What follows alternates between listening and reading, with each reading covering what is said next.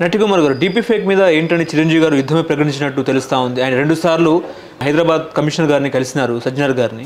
అసలు ఏం జరుగుతూ ఉంది? డీపీ ఫేక్ అసలు ఏంటి పరిస్థితి? ఇప్పుడు డీపీఫేక్ అనేది ఆయన కోసం కలలేదండి, ఆయన కోసం లేదు. ఆయనకి జరిగిందే రేపు ఉదయం ఇంకొకరు జరుగుతుంది, రేపు ఇంకొకరు జరుగుతుంది. ఇది మొత్తం టోటల్ నేను సైతం ముందుకు వస్తున్నానని చెప్పి ఫస్ట్ నేను ముందుకు వస్తే అందరూ ముందుకు వస్తారనేది ఇది. ఎందుకంటే రేపు వచ్చేది ప్రమాదకరం. ఈ సోషల్ మీడియాలో అంటే డీఫేక్ అనేది వస్తే ప్రమాదకరం. ఆడపిల్లలు చాలామంది చాలా హర్ట్ అయ్యే పరిస్థితి ఉంది. రేపు చాలా ప్రమాదకరమైన పరిస్థితి ఉంది. సెలబ్రిటీలకు చాలా ఇబ్బందికర పరిస్థితి ఉంది అని చెప్పి కోర్టులో వేశారు. అలాగే సజ్జనర్ గారిని కలిశారు, అలాగే సైబర్ క్రైమ్ కలిశారు. మళ్ళీ నిన్న కూడా స్టేట్మెంట్ ఇచ్చారు. నేను సైతం నేను చెప్పాను, రండి మీరందరూ కదిలి రండి, అధైర్యపడొద్దు, భయపడొద్దు, ధైర్యంగా రండి, ధైర్యంగా పోలీసు చట్టం తన పని తాను చేసుకుంటూ పోతుంది. లా ప్రకారం లాలో చట్టం తన పని తను చేసుకుంటూ వెళ్తుంది. అందుకనే రండి, మీరు ఎవరైనా ఎక్కడైనా nearby police station complaint, అధైర్యపడొద్దు, ఇబ్బంది పడొద్దు, భయపడొద్దు. ఎవరో డీఫేక్ చేస్తున్నారని చెప్పి వాళ్ళు అమ్మో నా ఫోటో ఎలా పెట్టారు అలా పెట్టారు ఫీల్ కావద్దు. Is immediately is complaint in police station and react. అందుకే ఆయన వచ్చాడు, నేను సైతం అని ముందుకు వచ్చాడు. నన్ను చూసి అందరూ రమ్మని, సెలబ్రిటీస్ని రమ్మన్నాడు, అందరినీ రమ్మని, మిమ్మల్ని. ఎందుకంటే ఏ తప్పు జరిగినా ఇమ్మీడియట్లీ పోలీసులు. ఆయన ఒక మాట చెప్పొచ్చు, అభిమానులకు ఒక్క మాట, ఎవరైనా నా దాన్ని తీసుకొస్తే సీరియస్గా ఒక్క మాట తీస్తే 10 మినిట్స్లో తొనకలు అయిపోతారు. కానీ ఆయన ఎప్పుడు కూడా లా పరిధి దాటొద్దు, చట్టం పరిధి దాటొద్దు. మీరు చేసే కార్యక్రమాలను అభిమానులుగా మీరు రక్తదానం చేయండి, మీరు ఆల్రెడీ అన్నదానం చేయండి, 10 మందిని కాపాడటానికే ప్రయత్నం చేయండి తప్ప ఇలాంటివి ఏవైనా చట్టం తన పని తను చేసి చట్ట పరిధిలో ఏవైనా చేయాలి తప్ప చట్టాన్ని చేతిలోకి తీసుకోవద్దు. ఇది ఆయన ఫస్ట్ నుంచి ఆయన ఇంట్రెస్టెడ్. అందుకనే చట్టంకి స్వయంగా ఆయనే కోర్టుకు వేశాడు, స్వయంగా ఆయనే సజ్జనర్ గారికి కలిశాడు 2 సార్లు, స్వయంగా సైబర్ క్రైమ్కి వెళ్ళాడు.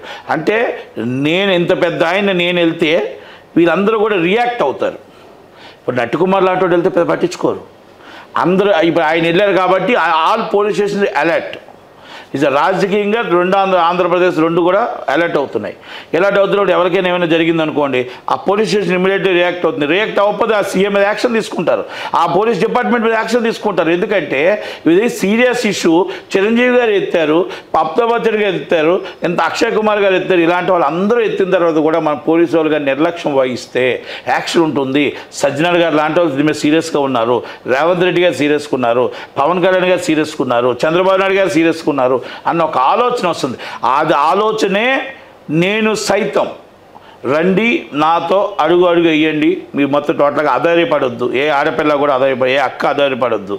మీరు వచ్చి ఏదైనా ఉంటే కూడా మీరు ఇమ్మీడియట్లీ కంప్లైంట్ రూపంగా ఇవ్వండి, యాక్షన్ తీసుకుంటారు.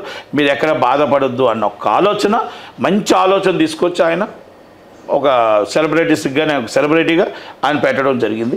దాన్ని అందరూ కూడా రియాక్ట్ అవుతున్నారు. ఈ రోజు పోలీసు వాళ్ళు చాలా సీరియస్గా ఉన్నారు.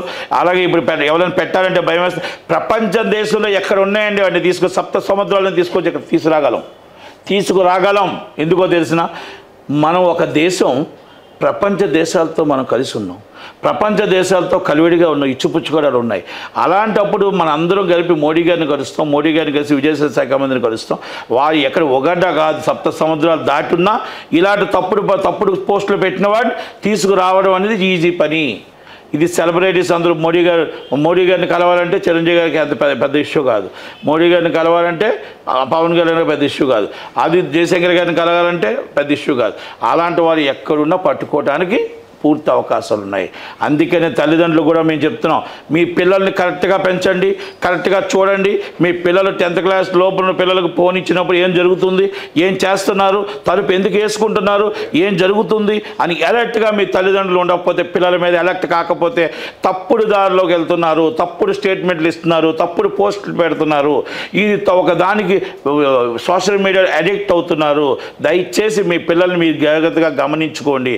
చెయ్యి దాటకుండా కాకుండా మీ పిల్లల మంచి దారిలో నడిచే విధంగా ఆలోచించి ప్రతి ఒక్కరూ మీరు ఫోన్ ఇచ్చేవాళ్ళు, ల్యాప్టాప్ ఇచ్చేవాళ్ళు, ప్రతి దగ్గర కూడా ఆలోచించి ఎక్కడికి వెళ్తున్నారు పిల్లలని చూసుకుంటే మన పిల్లలు మన మంచి దారిలో నడిపించే అవకాశం ఉంటుందని చిరంజీవి గారు ప్రతి విషయంలో కూడా ఇదే మీకు మా అందరికీ చెప్తున్నారు. దయచేసి ఆయన బాటలో నడిచి పిల్లలు మన మంచి బాటలో నడిపించవలసిన బాధ్యత, చిరంజీవి గారి దాంట్లో నేను సైతం నడవలసిన బాధ్యత మనకుంది. కాబట్టి దయచేసి మీరు ఆధారపడద్దు. ఎక్కడైనా తప్పు జరిగితే ఇమీడియట్లీ సోషల్ మీడియాలో కంప్లైంట్ ఇవ్వాల్సిందిగా కోరుతున్నాను. Thank you.